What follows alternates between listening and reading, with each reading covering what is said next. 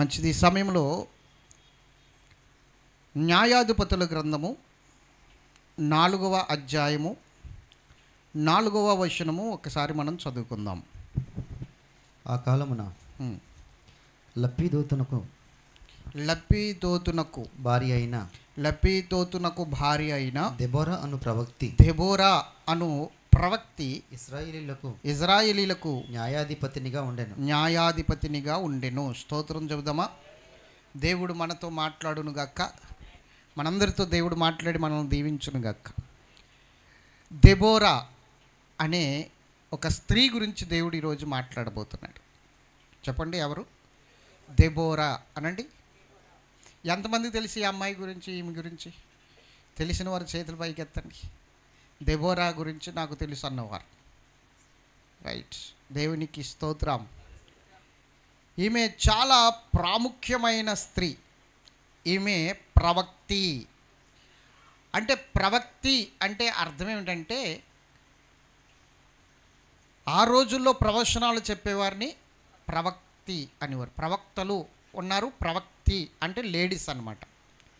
ఆడవారిని ప్రవక్తి అనేవారు, మగవారిని ప్రవక్తలు అనేవారు. స్తోత్రం చెప్పాలి. కాబట్టి ఈమె ప్రవక్తి. పరిశుద్ధ గ్రంథంలో ప్రవక్తులు ఉన్నారు, స్త్రీలు కూడా దేవుని సన్నిధిలో గొప్ప సేవ చేసిన వారు పాత నిబంధనలో చాలామంది ఉన్నారు. యెషయా భార్య కూడా ప్రవక్తి. యెషయా భార్య కూడా ఒక ప్రవక్తి. యెషయా 8:3 ఉంటుంది అన్నమాట. స్తోత్రం చెప్పాలి. అలాగే ఇంకా మనం చూసుకున్నట్లయితే మిరియామి కూడా ప్రవక్తి.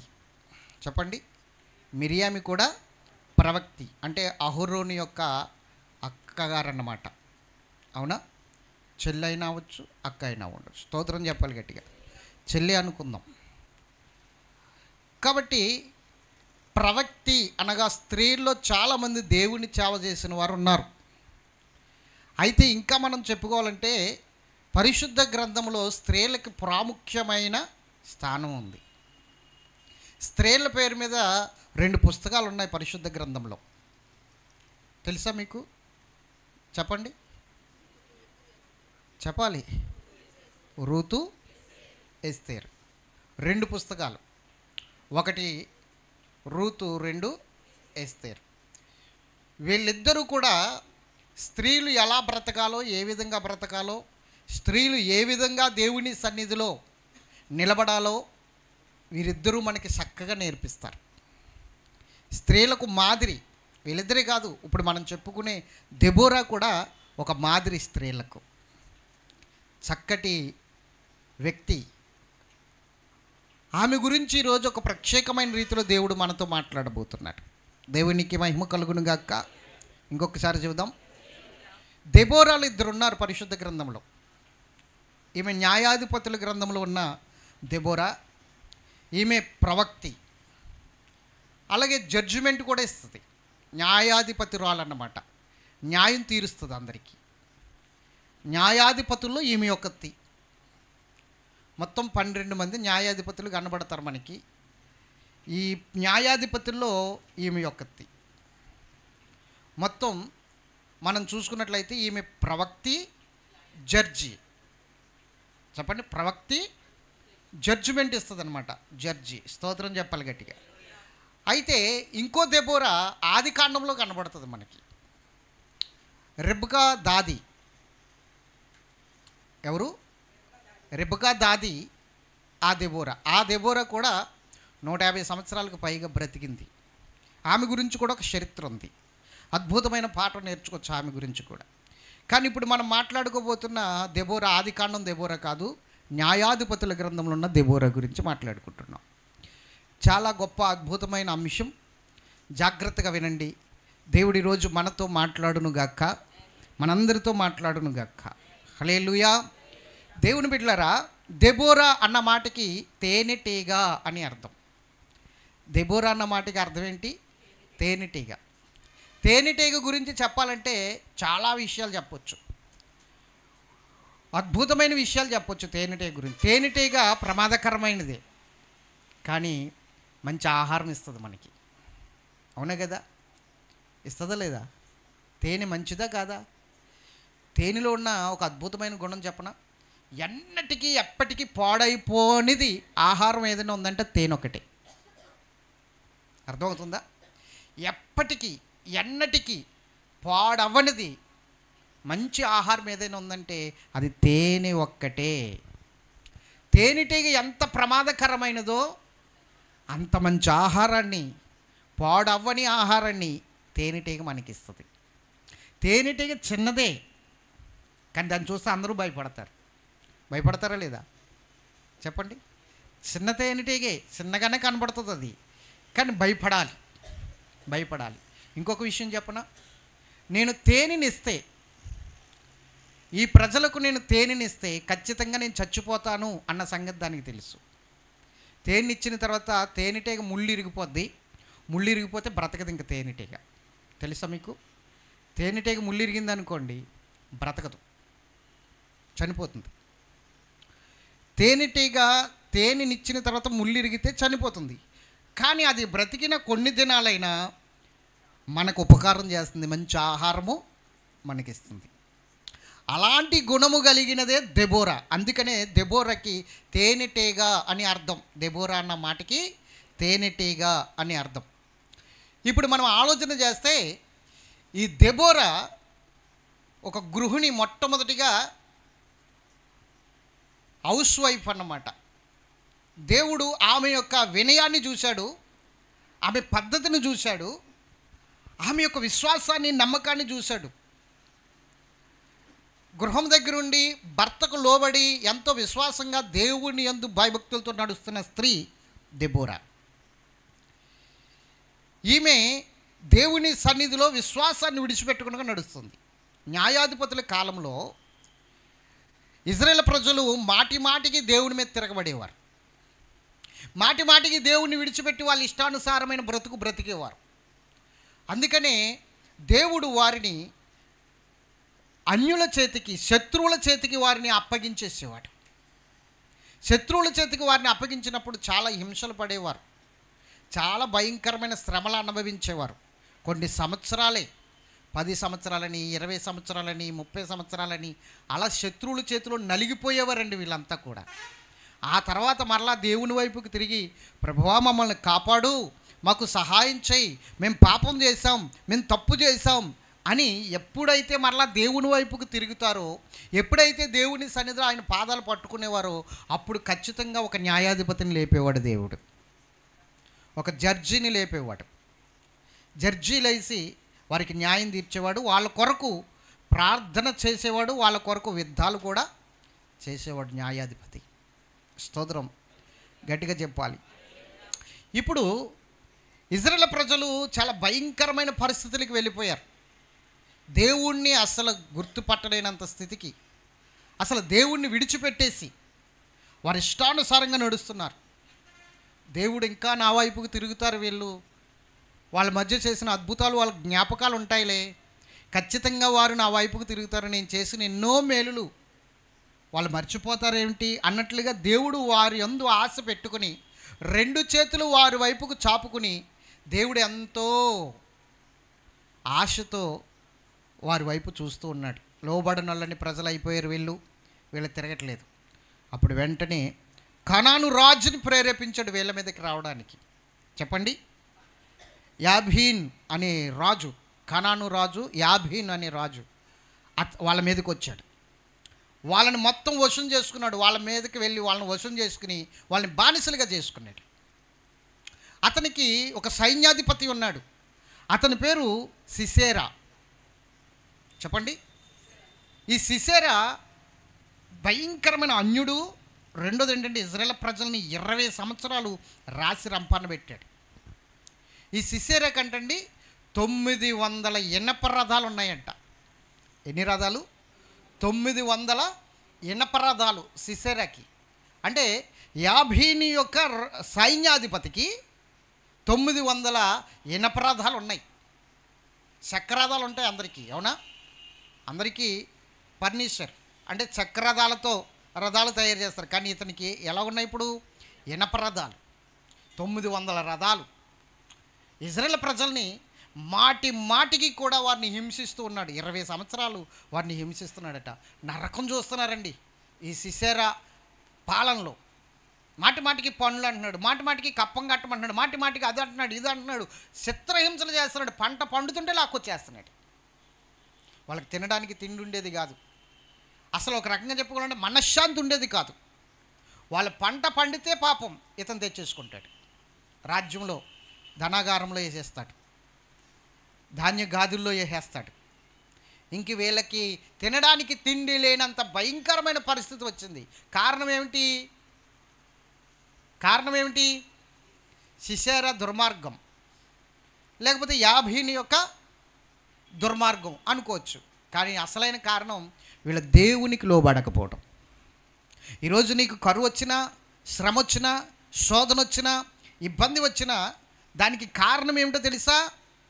వాళ్ళు నన్ను పాడు చేశారండి, వీళ్ళు నన్ను పాడు చేశారండి, అతను ఆ దెబ్బ ఇకపోతే, ఈమె దెబ్బ ఇకపోతే నేను ఒక లెవెల్లో ఉండాలండి అనుకుంటాం. కాదు. మనుషులు ఏ పాటి వారండి నిన్ను పాడు చేయడానికి, నిన్ను లేపడానికి? అది దేవుడి వల్లే కావాలి. అవునా? ఎవరి వల్ల కావాలి? దేవుని వల్లే కావాలి. ఆశీర్వదించాలంటే ఎవరి వల్ల అవుతుంది? చెప్పాలి. ఆశీర్వదించాలంటే ఎవరి వల్ల అవుతుంది? దేవునికి మహిమ కలుగును గాక. ఆశీర్వాదమైనను, శాపమైనను, దీవెనైనను, మరణమైనను ఎవరి ద్వారా రావాలి? అంతే కదా. స్తోత్రం చెప్పాలి గట్టిగా. హల్లెలూయా, హల్లెలూయా. దేవుని బిడ్డలారా గమనించండి. ఈరోజు మనము ఏ విధముగానైనా సరే ఆలోచిస్తే మనుషుల మీద తోసేస్తాం. ఏదైనా సరే, ఏదైనా సమస్య వస్తే, కష్టం వస్తే మనుషుల మీద తోసేస్తాం. కాదండి, మనము దేవునికి లోబడవలసిన స్థితి ఎక్కడో లోపము కలిగింది. నేను ఆరాధిస్తున్నాను కదా, దేవుని సన్నిధికి వెళ్తున్నాను కదా, దేవుని సన్నిధిలో కనిపెడుతున్నాను కదా అనుకుంటున్నాం. కానీ ఆయనకు అనుకూలమైన భక్తి చేస్తున్నామా? ఆయనకి ఇష్టానుసారంగా నడుస్తున్నామా? ఏదో మందిరానికి వెళ్ళొచ్చేసినంత మాత్రాన భక్తులమైపోయామా? వాక్యం వినేసినంత మాత్రాన భక్తులమైపోయామా? పాటలు పాడినంత మాత్రాన, స్తుతి ఆరాధనలో నిలబడినంత మాత్రాన, వారానికి 2 సార్లు దేవుని సన్నిధికి వెళ్ళొచ్చినంత మాత్రాన ఆయనకి ఇష్టలమైపోయామా? కాదే. మరి ఆయనకి ఇష్టలుగా నడవాలంటే ప్రభువా ప్రభువా అను ప్రతివాడును పరలోక రాజ్యంలో ప్రవేశించడు కానీ నా తండ్రి చిత్త ప్రకారముగా, ఏమన్నాడు ఆయన? పరలోకమందున్న నా తండ్రి చిత్త ప్రకారంగా ఎవరైతే చేస్తారో, నా తండ్రి చిత్తాన్ని ఎవరైతే గైకొంటారో వారినే పరలోకం చేరుస్తానన్నాడు ఆయన. అంటే ఇప్పుడు మనం దేవుని సన్నిధికి వస్తాం, ప్రాముఖ్యత కాదు కూర్చోవడం, 2 గంటల ప్రాముఖ్యత కాదు, దేవుని చిత్తము గైకొనుట ఇంపార్టెంట్. దేవుని చిత్తాన్ని నేర్చుకోవడం పాయింట్. ఇది అర్థం కావట్లేదు చాలామందికి. వస్తున్నాను కదా, పాస్టర్ గారు రమ్మన్నారు కదా, వచ్చేసాను కదా, నా సమస్య తీరలేదు, పాస్టర్ గారు వెళ్ళమన్నారు కదా, వెళ్ళాను కదా, నా కష్టం తీరలేదు, ఇలాగ అనుకుంటున్నారు. ఇజ్రాయేల్ ప్రజలు కూడా దేవుని తట్టు తిరగలేదంటే ప్రార్థనలు చేస్తున్నారు, మామూలుగా ఆయన ఆరాధిస్తున్నారు, కానీ హృదయాలు దూరంగా ఉన్నాయి. దేవుడు కోరుకున్నది భౌతికమైన ఆరాధన కాదు, నీ శరీరాన్ని 2 గంటలు ఇక్కడ కట్టేయడం కాదు దేవునికి కావలసింది. నీ హృదయాన్ని పరిపూర్ణంగా దేవునికి ఇవ్వడం దేవునికి కావలసింది. 2 గంటలు నీ పనులు కట్టేసుకుని, 2 గంటలు దేవుని సన్నిధిలో నిన్ను నువ్వు కట్టేసుకుని బలవంతంగా కూర్చోవడం దేవునికి ఇష్టం లేదు. దేవునికి కావలసింది నీ హృదయ సమర్పణ. దేవునికి కావలసింది నీ హృదయ సమర్పణ. దేవునికి మహిమ కలుగును కాదు. నాన్న సుధీర్, పైకి చూడండి, కిందకు చూడొద్దు. స్తోత్రం చెప్పండి గట్టిగా. దేవునికి కావాల్సిందేంటి? నీ హృదయం. అవునా? వెండి బంగారాలు కాదు, లోక సంబంధమైనవి ఏమి ఆయనకొద్దు. దేవునివి దేవునికి ఇవ్వండి చాలు. అసలు ఏంటి దేవునివి? ఏమిటండి దేవునివి? హృదయము అనాలి. హృదయము దేవునిది, ఆత్మ దేవునిది. అవునా కాదా? ఇక్కడ ఎవరు ఉండాలి? ఇది ఎవరిది స్థలం? ఈ స్థలం ఎవరిది? దేవునిది. దేవునికే ఇవ్వాలి ఈ చోటు. కానీ ఇక్కడ దొంగొచ్చి కూర్చున్నాడు. ఇది దొంగల గుహగా మారిపోయింది. అపవాది వచ్చి ఇక్కడ కూర్చున్నాడు. అది ప్రమాదం. స్తోత్రం చెప్పండి. చూడండి, వారు ఎందుకని సిసారా చేతిలో నలిగిపోతున్నారు. 1 కానించి చదువుదాం ఒకసారి. 1 కానించి. యెహూదు మరణమైన తరువాత ఇశ్రాయేలీలు ఇంకను యెహోవా దృష్టికి దోషులైరి గనుక. ఇంకాను అంటే ఎన్నాళ్ళ నుంచి ఉన్నదో ఈ పరిస్థితి. ఇంకాను యెహోవా దృష్టికి ఎలా ఉన్నారట ఇశ్రాయేల్ ప్రజలు? దోషులై ఉన్నారట. యెహోవా హాషూరులో ఏలు కానాను రాజైన యాబీను చేతికి వారిని అప్పగించాడు. అతని సేనాధిపతి అన్యుల హరోషేతులో నివసించిన సిసెరా. చూసారా, అన్యుల హరోషేతులో నివసించిన సిసెరా. అతనికి 900 ఇనుప రథాలు ఉన్నాయి. అతడు 20 సంవత్సరములు ఇశ్రాయేలీయులను కఠినమైన బాధ పెట్టగా ఇశ్రాయేలీయులు యెహోవాకు మొరపెట్టారు. గట్టిగా స్తోత్రం చెప్పండి. ఎప్పుడు మొరపెట్టారు? నాకే ఎందుకు ఈ శ్రమలు, నాకే ఎందుకు ఈ కష్టాలు అనుకుంటాం మనం. చిన్న బలహీనత వచ్చేసరికి నాకే రావాలి బలహీనత అనుకుంటాం. అంటే పక్కోడికి వచ్చినా పర్లేదు, మనకు రాకూడదు. నాకే రావాలి బలహీనత అంటే అర్థం ఏంటి? ఆడికి ఎందుకు రాలేదని, అంతే కదా, వాళ్ళకి ఎందుకు రాలేదని. నాకెందుకు రావాలి ఈ సమస్య, నాకెందుకు రావాలి బలహీనతలు, నాకెందుకు రావాలి ఇబ్బందులు. ఏమండి, ఎప్పుడు కూడా ప్రతిదానికి ఒక కారణం ఉంటుంది. ఈరోజు మనకి సమస్య అంటూ లేకపోతే దేవుని పాదాలు పట్టుకోగలుగుతామా? కష్టమంటూ లేకపోతే దేవుని సన్నిధి చేరగలుగుతామా? మోకాళ్ళు వేయగలుగుతామా? ఎప్పుడైనా సరే నువ్వు దేవుని వైపు చూస్తూ ఉండాలి అంటే నీకంటూ ఏదో ముళ్ళు ఉండాలి. ఆమేన్. అపోస్తలుడైన పౌలు గొప్ప దైవజనుడు కదా, గొప్ప అపోస్తలుడు. మామూలైన అపోస్తలుడు కాదు, అతను సామాన్యుడు కాదు. ఒక రోజున అతను అంటున్నాడు, ప్రభువా, సాతాను ముళ్ళు వలె నా శరీరంలో ఉన్నాడు, ముమ్మారు ప్రార్థన చేసి తిని దీని విషయంలో ఎందుకు పోవట్లేదని అడిగాడు దేవుణ్ణి. పౌలు గారు, ముమ్మారు ప్రార్థన చేశాను, ఈ విషయంలో ఎందుకు పోవట్లేదు? సాతాను ముళ్ళు వలె ఉంది, నన్ను బాధ పెడుతుంది ఆ ముళ్ళు. ఏమిటి ఆ ముళ్ళు? కొంచెం సేపు ప్రార్థన చేసి కొంచెం సేపు కూర్చుంటే అతనికి గ్యాప్ లేకుండా కళ్ళంట నీళ్లు గారిపోతాయి. ఇలా చేతిగుడ్డ పెట్టుకునేవాడు. చేతిగుడ్డలు అనేవారు, వాటిని కచ్చిపులు అంటాం మనం, జేవు రుమాలు అంటాం. వాళ్ళు చేతు రుమాలు అంటారు, చేతుగా గుడ్లు అంటారు వాళ్ళు. ఉన్నాయి, వాక్యం కూడా ఉంది చేతిగుడ్లని. స్తోత్రం చెప్పాలి. ఇలా తుడుచుకునేవాడు అన్నమాట మాటికి. ఎంతోమంది రోగులు స్వస్థత పొందుతున్నారయ్యా నా ద్వారా, చచ్చిపోయిన వారు కూడా లేపబడుతున్నారు ప్రభు నా ద్వారా. కానీ ఈ ముళ్ళేమిటి నాకు, ఈ బలహీనత ఏమిటి అంటే దేవుడు అన్నాడు, నువ్వెప్పుడు బలహీనుడువో అప్పుడే బలవంతుడు అన్నాడు. నేను బలహీనుడిగా ఉన్నానని బాధపడకు, నువ్వు ఎప్పుడు బలహీనుడువో అప్పుడే నువ్వు బలవంతుడువు. ఆ బలహీనతలో నా కృప నీకు చాలు అన్నాడు దేవుడు. అంత అద్భుతమైన విషయం. అంటే దానికి అర్థం ఏంటి? అది పోదు. ఆ బలహీనంగా ఉన్నప్పుడు నీవు బలవంతుడిగా మారుతావు. ఎందుకంటే ఆ బలహీనత వల్ల నేను కూడా బలహీనుడనే అని నీకు అనిపించాలి. లేకపోతే శవాల్ని లేపేస్తున్నావు నువ్వు సజీవులుగా, అనేక మందిని బాగు చేసేస్తున్నావు. అప్పుడు నీకేమొస్తుంది? నేను దేవునితో సమానమన్న అతిశయం వస్తుంది. అతిశయం రాకుండా ఉండాలంటే ఈ బలహీనత నీలో ఉండాలి. ఈ బలహీనత నీలో ఉంటే ఏమవుతుంది? నేను బలహీనున్నే అని నీకు తెలుస్తుంది. అప్పుడప్పుడు దేవుని కార్యాలు ఎంత అద్భుతంగా మర్మంగా ఉంటాయో తెలుసా? అవి వివేచించుకోవాలి కానీ అపార్థం చేసుకోకూడదండి. మనం ఎప్పుడు కూడా అపార్థం చేసుకోకూడదు. ఇలా ఎందుకు జరుగుతుంది అని ప్రశ్న వేయకూడదు. అసలు ప్రశ్నే రాకూడదు మన జీవితంలోనికి దేవుని గురించి. ఎలా జరిగినా నీ చిత్తము ప్రభువా అన్నట్లుగా వెళ్ళిపోవాలంతే. ఇప్పుడు దేవుని తట్టు తిరిగారు, ప్రభువా మాకు సహాయం చెయ్యి, మాకు సహాయం చేసి మాకు ఈ యొక్క పాప బాధల నుండి, ఈ సమస్య నుండి మాకు విముక్తి దయచేయి. ఆ సిసెరా చేతిలో నుండి మమ్మల్ని విడిపించు ప్రభువా, మమ్మల్ని ఏడిపించేస్తున్నాడు ఆ సిసెరా అన్న వ్యక్తి గురించి విజ్ఞాపన చేయడం మొదలుపెట్టారు. దేవుడు లేపాడు ఒక ప్రవక్తిని లేపాడు. ఆమె ఎంతో అద్భుతముగా కుటుంబాన్ని కట్టుకున్న స్త్రీ. ఇశ్రాయేలు ప్రజలు ఎంతమంది ఏ విధంగా దారుణంగా దూరం అయిపోయిన దేవునికి, ఈమె మాత్రం తన కుటుంబాన్ని దేవుని సన్నిధిలో కట్టుకుంది. దేవుని సన్నిధిలో కట్టుకుని చక్కగా నడుస్తూ ఉంది. ఆమె మొట్టమొదటిగా ఒక గృహిణి. హౌస్ వైఫ్ అన్నమాట. చక్కగా కుటుంబాన్ని కట్టుకుని నడుస్తూ ఉంది, గనురాలైన స్త్రీవలే, యెహోవా చేత కొనియాడబడిన స్త్రీవలే దేవుని సన్నిధిలో చక్కగా నడుస్తున్న ఆమెను దేవుడు ప్రవక్తిగా తీసుకుని వచ్చాడు. దేవుడు ఆమెను అభిషేకించాడు. ఇజ్రాయేల్ ప్రజలకి నువ్వు న్యాయాధిపతిగా ఉండాలమ్మా అన్నాడు. నిన్ను ప్రవక్తిగా నిలబెడుతున్నాను, నా మాటలు వారికి చెప్పాలి, నా ప్రవచనాలన్నీ వారికి వివరించి చెప్పాలి, నువ్వు ప్రవశించాలి ప్రవక్తిగా. చూడండి, ఆమె భర్త పేరు ఏంటో తెలుసా? లపీదోతు అనండి. దెబోరా భర్త పేరు ఏం పేరు? లపీదోతు. ఈ లపీదోతు చాలా గొప్పవాడు.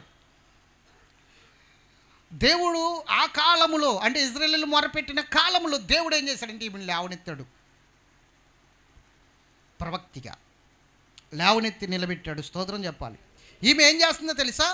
సరళి వృక్షము క్రింద తీర్పు తీర్చడానికే కూర్చున్నదట. ఎప్పుడు అక్కడే కూర్చొని తీర్పు తీరుస్తుందట. ఎక్కడ? 5వ వచనం చదవండి. 5వ వచనం. ఆమె ఎఫ్రాయిముల మాన్యమందలి రామకును బేతేలుకును మధ్యనున్న దెబోరా సరళ వృక్షము క్రింద కూర్చుంటకొద్దు. స్తోత్రం చెప్పండి. తీర్పు తీర్చుటకై ఇశ్రాయేలీల ఆమె యొద్దకు వచ్చుచుండిరి. ఇప్పుడు చెప్పండి, ఈ దెబోరా ఎక్కడ కూర్చుని తీర్పు తీరుస్తుంది? సరళి వృక్షం క్రింద అనండి. ఈ సరళ వృక్షం అంటే దీనికి ఇంకో పేరుంది, ఖర్జూరపు వృక్షం. సరళ వృక్షం అంటే చెప్పండి, దీనికి ఇంకో పేరేంటి? ఖర్జూర వృక్షం. ఖర్జూర వృక్షం అంటే దీని గురించి ఒక మాట చెప్తాను, జాగ్రత్తగా వినండి.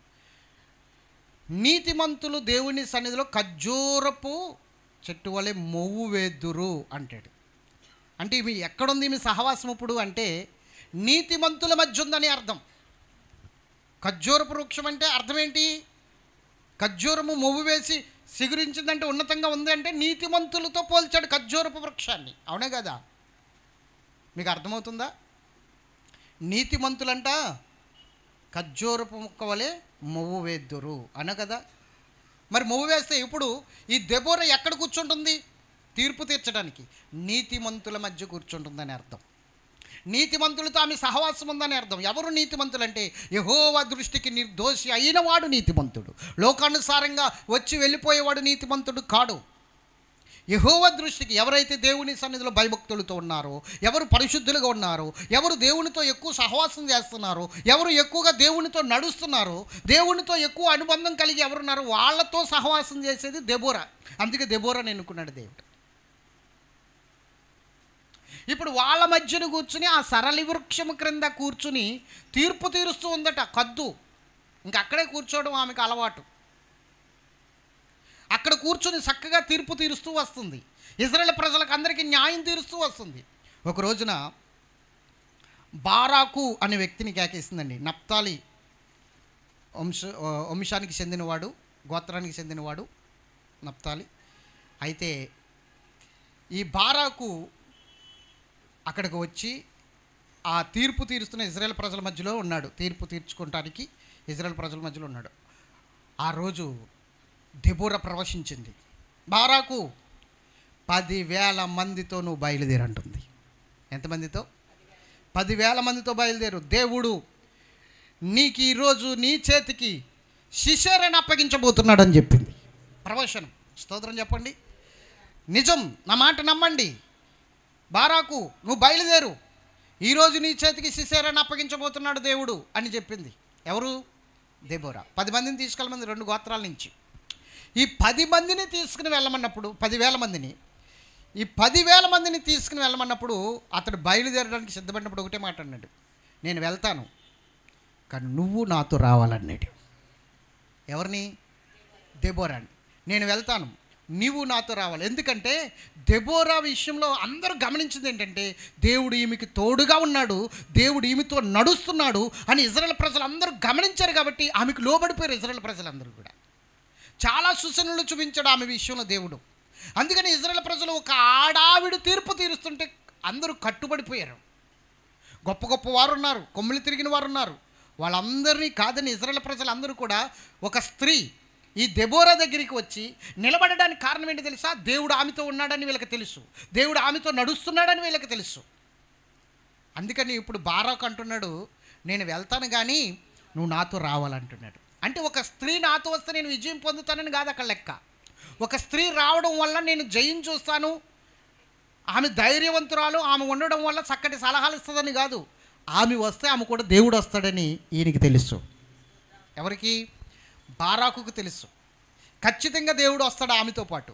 ఈరోజు నేను చెప్తాను, దైవజనుడు ఎప్పుడైతే నిన్ను నడిపిస్తున్నాడో, ఎప్పుడైతే నిన్ను బలపరుస్తున్నాడో, నిలబెడుతున్నాడో, ఖచ్చితంగా ఆయనతో నీకు ఒక సహవాసం ఉండాలి, ఖచ్చితంగా ఉండాలి. ఇదే విషయాన్ని మనం 2 రాజుల గ్రంథం 6వ అధ్యాయంలో చూడొచ్చు. ఒక ప్రవక్తల శిష్యులు ఏమంటారంటే, మీ దగ్గర మాకు ఇరుగ్గా ఉంది స్థలము, దైవజనుడా నీ సిద్ధమైతే మేము యర్దాన్ నదికి వెళ్ళి కట్టెలు కొట్టుకు తెచ్చుకుని మేము గుడారాలు వేసుకుంటాం అన్నారు. వెళ్ళండి అన్నాడు ఎలీషా. అన్నాడా లేదా? అప్పుడు అందులో ఒక శిష్యుడు ఏమన్నాడు, నీవును నాతో పాటు రావాలన్నాడు. అన్నాడా లేదా? నీవును నాతో పాటు. ఎందుకు? ఇతను వస్తే దేవుడు వస్తాడు కూడా. ఎలీసా వస్తే ఖచ్చితంగా దేవుడు వస్తాడు, అక్కడ నేను విజయం చూస్తాను. కాబట్టి వెళ్ళాలి, ఆయన రావాలి అన్నాడు. వెళ్ళాడు. వెళ్తే ఏం జరిగింది? అక్కడ నిజంగా అద్భుతం జరిగింది. అతను ఉన్నాడు కాబట్టి, దేవుడు ఉన్నాడు కాబట్టి అతనితో పాటు ఏం జరిగిందో తెలుసా? గొడ్డలు ఊడిపోయి యర్దాన్ నదిలో పడిపోయింది. చెట్టు కొమ్మ కొడుతుంటే గొడ్డలి కామ ఊడిపోయి, ఇనప గొడ్డలి కామ చేతిలో ఉండిపోయింది. ఇనప గొడ్డలు ఏమైపోయింది? యర్దాన్ నదిలో పడిపోయింది. ఇప్పుడు వెంటనే దైవజనుడితో అంటున్నాడు, దైవజనుడా నా గొడ్డలి కామ ఊడి నీటిలో పడిపోయింది, నేను అది ఎరువు తెచ్చాను, ఇప్పుడు నేనేం చేయను? నా దగ్గర డబ్బులు కూడా లేవు కొనివ్వడానికి. నేను ఎరువు తెచ్చిన గొడ్డలి నేనేం చేయను దైవజనుడు అని ఏడుస్తుంటే, అప్పుడు దైవజనుడు అన్నాడు, అది ఎక్కడ పడిందో చెప్పు అన్నాడు. ఇదిగో ఇక్కడే పడింది అన్నాడు. ఒక చెట్టు కొమ్మ విరిసి అక్కడ వేయగానే ఆ గొడ్డలు తేలింది, కొమ్మ మునిగింది. ఆ గొడ్డలు పట్టుకున్నాడు. ఈ అద్భుతం ఎందుకు జరిగింది అంటే, దైవజనుడు వెళ్ళడం వల్ల జరిగిపోయిందా? దైవజనుల్లో ఏమీ లేదు. వట్టివాడు, మట్టివాడు, బూడిద ఏమీ కాదు. దైవజనుల్లో ఏమీ లేదు. వాడు బలహీనుడే, వాడు మనిషే. కానీ దైవజనుడు కూడా ఎవరు వచ్చారు? అది అక్కడ జరిగిన అద్భుతం. దైవజనుడు కూడా ఎవరు వచ్చారు? నువ్వు పోవు స్థలమునకు నీకన్నా ముందుగా నేను వెళ్ళేదను, నువ్వు మార్గంలో సరళము చేసేదని. ఇది కదా దైవజనుడికి ఉన్న వాగ్దానం. కాబట్టి ఇప్పుడు దైవజనుడితో దేవుడు వస్తాడని గుర్తించారు కాబట్టి నువ్వు నాతో రావాలని ఇతను అన్నాడు. ఇప్పుడు బారాకు అంటున్నాడు, అమ్మ నువ్వు నాతో రావాలి అంటున్నాడు దెబోరాని. అన్నాడా లేదా? నువ్వు నాతో రావాలి అంటున్నాడు. కిందకి చదువుకోండి, అంటే మొత్తం అంతా చదవడానికి సమయం లేదు కాబట్టి కొంచెం రిఫరెన్స్ చూపించి నేను ముందుకు తీసుకెళ్తాను, ముఖ్యమైన విషయాలు చూపిస్తాను. అర్థమవుతుందండి మీకు? అప్పుడు ఈమె అన్నది, సరే నేను వస్తాను, నీతో పాటు వస్తాను, కానీ నీతో పాటు వస్తాను కానీ నీ చేతికి అప్పగించకుండా ఒక స్త్రీ చేతికి అప్పగించబోతున్నాడు దేవుడు సిసేరని అన్నాడు.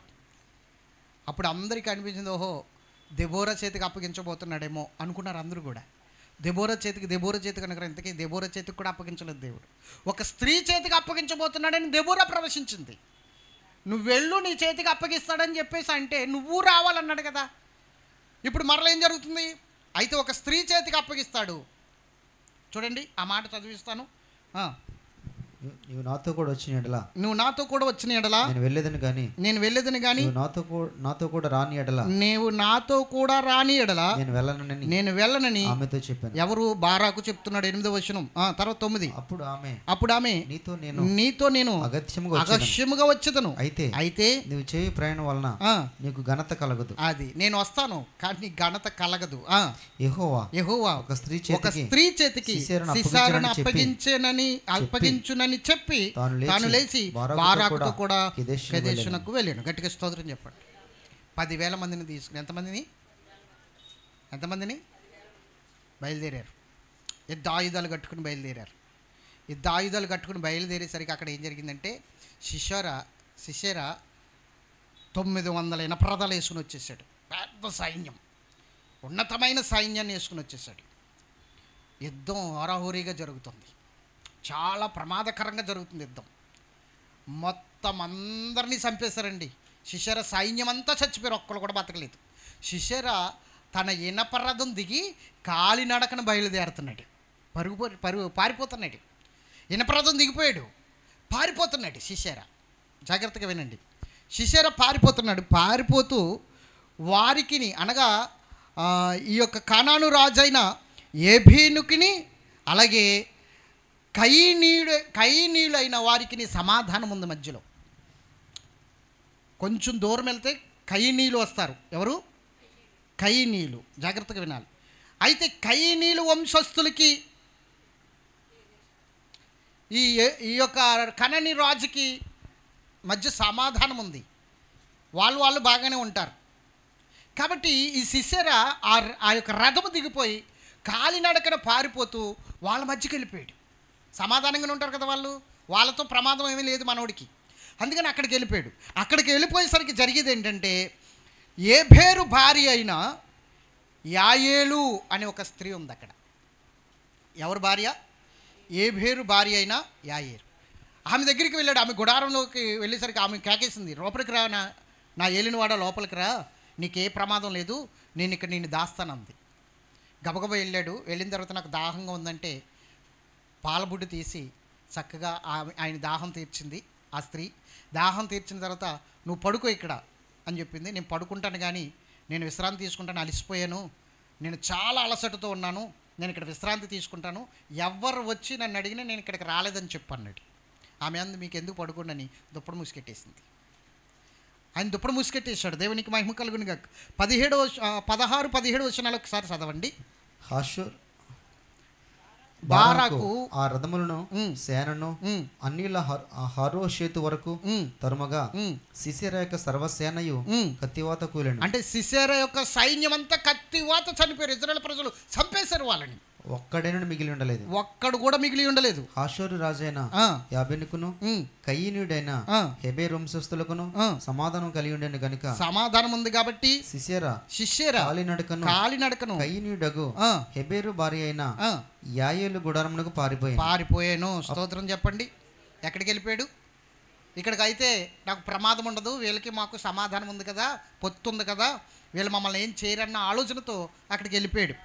యాయేలు అతనికి పరిచర్య చేసింది, దాహం ఇచ్చింది. పడుకుని దుప్పటి కప్పెట్టేసుకున్నాడు మనోడు, ఎవ్వరికి చెప్పొద్దు నా గురించి అని.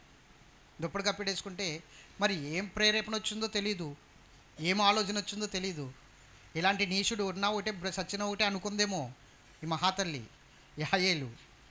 ఇంత గుడారముకి సంబంధించిన మేకు, ఇంత మేకు తెచ్చింది, పెద్ద మేకు. టెంట్ హౌస్కి కొడతారు చూసారు మేకు, అంత మేకు తెచ్చింది. సుత్తోడు తెచ్చింది. ఆడు ఇలా పడుకున్నాడు, ఇక్కడ పెట్టింది మేకు గంత మీద, అర్థమైందా? ఇక్కడ పెట్టి 2 దెబ్బల్లో భూమికి గుచ్చేసింది. ఇక్కడి నుంచి ఇక్కడికి భూమిలోకి దిగిపోయింది. యాయేలు ఆ సుత్తుతో కొట్టేసరికి చనిపోయాడు. చెప్పింది కదా, ఒక స్త్రీ చేతికి వాడిని అప్పగించబోతున్నాడు దేవుడు. అందుకదా దెబోరా, నేను రావడం వలన నీ ప్రయాణానికి ఘనత లేదు కానీ ఒక స్త్రీ చేతికి అప్పగించబోతున్నాడు. అంటే నేను రాబోవడంలోని ఏమీ లేదు. నువ్వు వెళ్ళినా, యుద్ధం చేసినా అక్కడ చంపేది ఇంకొకరు, నువ్వు కాదు. నేను వచ్చినా చంపేది ఇంకొకరు. నీ చేతికి కాదు అప్పగించేది. ముందు నీ చేతికి అప్పగించబోతున్నాడని చెప్పింది, తర్వాత ఒక స్త్రీ చేతికి అప్పగించబోతున్నాడని చెప్పింది. చంపేసిందండి. చదవండి 18వ వచనం కాడి నుంచి. అప్పుడు యాయేలు సిసెరాను ఎదుర్కొనబోయి అతన్ని చూసి నా ఏలినవాడా నా తట్టు తిరుగుము భయపడొద్దని చెప్పి అతడు ఆమె గుడారమును చొచ్చెను. ఆమె గొంగలితో అతని కప్పగా అతడు దప్పుకొని ఉన్నాను. నేను దాహముతో ఉన్నాను, దయచేసి నాకు దాహమునకు కొంచెం నీళ్ళిమ్మని అడిగాను. ఆమె ఒక పాల బుడ్డి విప్పి అతనికి దాహమిచ్చి అతని కప్పుచుండగా అతడు గుడారపు ద్వారం నిలిచి ఎవడే కాని బయట గుడారం ద్వారం దగ్గర నిలుచుండు, కాపలా ఉండు. నాకు ఎవడైనా కానీ లోపలికి వచ్చి ఇక్కడ ఎవడైనా ఉన్నాడని అడిగాడు అనుకో, నీవు ఎవడు లేడని చెప్పాలి. పిమ్మట హెబెరు భార్య అయిన యాయేలు గుడారపు మేకు తీసుకుని ఒక మేకు తీసుకుని సుత్తి చేత పట్టుకుని అతని యొద్దకు మెల్లగా గాడి నిద్రలోకి వెళ్ళిపోయాడు. ఎందుకంటే అలిసిపోయాడు, పరుగులను వచ్చేసాడు, మంచినీళ్ళు తాగేశాడు, కుని కట్టేసింది, గాఢ నిద్రలోకి వెళ్ళిపోయాడు. అతనికి అలసట చేత గాఢ నిద్ర కలిగి ఉండగా నేలకు దిగినట్లు ఆ మేకును అతని కణతల్లో దిగగొట్టగా. కణతలో అంటే ఎక్కడ?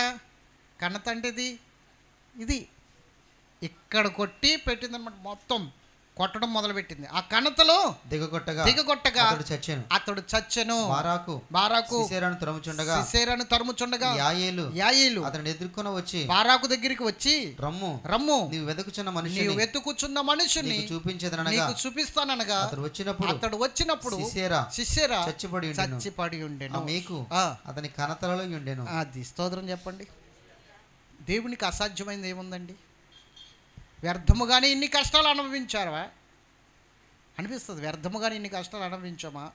దేవుడు సర్వశక్తుడు మన చేతిలో ఉండగా ఎందుకండి మనకి ఈ పరిస్థితి అంటే, ఏబు అంటాడు, నువ్వు సర్వశక్తిని తిరిగిన ఎడలా, నీ దుర్మార్గమును విడిచిపెట్టిన ఎడలా నువ్వు హెచ్చించబడదువు, నువ్వు అభివృద్ధి నొందుదు అంటాడు.